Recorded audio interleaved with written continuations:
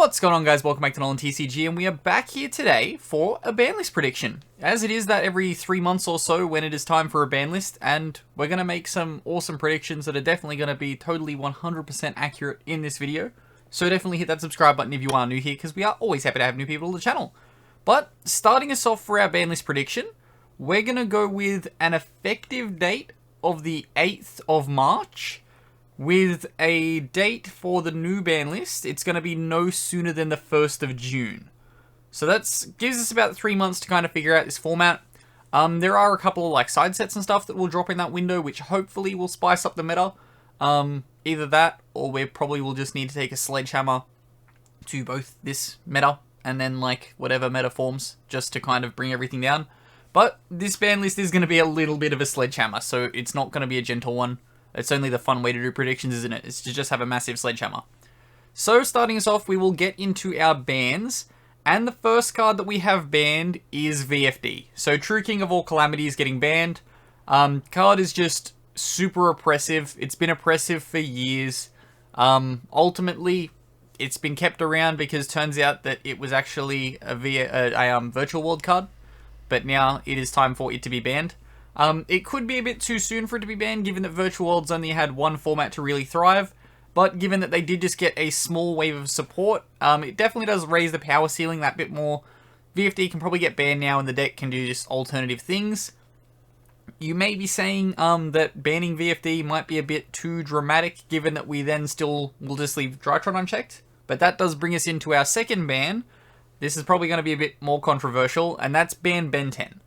So given that both of these decks are going to be receiving power ceiling increases over the next couple of like months, so you have like the XEs coming for Virtual World, and you have of course like XEs coming for the Ritual guys, for Drytrons, and then you have Virtual World having the VFD, or having its like recent support come around.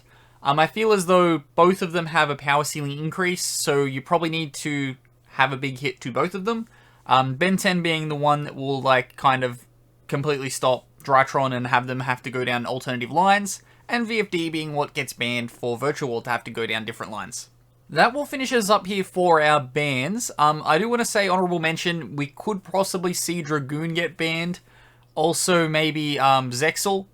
I don't 100% agree that maybe the time is now for them to be banned, but they definitely will probably see a ban on the next ban list, just because we could accidentally set ourselves up for a format where it's just going to be completely dominated by Dragoon and Zexal, so you could definitely see those guys get banned now. If not, they'll definitely see the ban list next format. That, of course, now puts us into our limited cards, and the first card here on limited is the card that everyone always wants limited, and that's Misk, because no one really has read Misk, but like, the dinosaur players just tell us it's really good, so we just go with it. So probably put Misk to 1, just so like they don't have to tell us what Misk does so often. But yeah, this card overall is like pretty degenerate to like see multiples happen. Just the fact that it gets that double effect. The card's really broken. It could definitely just stay at 3. Like dinosaurs does seem to be dropping off a bit, but given that we're treating this ban list like a sledgehammer, this is something that needs to go. Definitely, otherwise Dinosaur will just like overpower everything again. Next off on our limited list, we have Scarlet Sanguine. So Eldritch has found its way back into the meta a lot more. It's almost become like the third option deck when you look at a lot of like the results from Major 20s. Thus, it probably is due to have some kind of like minor hit in consistency, and that is what Sanguine will do. It'll essentially just force you to play the Eldritch or Black Awakenings a bit more. Not so much being able to play on the opponent's turn, also lacking a bit of consistency. Of course, those are the things you want out of a ban list. But yeah, it's had about a year now. It can probably see Sanguine go to 1, just a bit of a slap on the wrist, and just see its power level just drop down, hopefully, so it doesn't fully take over the meta again once we have the top 2 cards, or the top 2 decks face major bans. And next we have an Unlimit, of course. With the new support, it is Electromite going to 1. Electromite probably shouldn't have been banned in the first place. I'm sure everyone can agree on that. Like, Pendulums were good, but it wasn't, like, overtly broken. Thus, bringing it back now, just to support the recent Metal Foes support that's just come out. There is a guy at our locals that is, like, playing that deck, and it does seem as though it needs Electromite to kind of become a good deck. So yeah, Electromite to 1, definitely needed for all those Pendulum players out there. Next off is our semi-limit. So we're going to have 2 cards on this semi-limited list. The first of them is E-Telly. Given that VFD is getting banned, you will probably need to see a little bit of a buff happen back to Virtual World. Otherwise, I think Drytron might have a better end board in that case. So E-Telly to 2 adds that little layer of consistency again.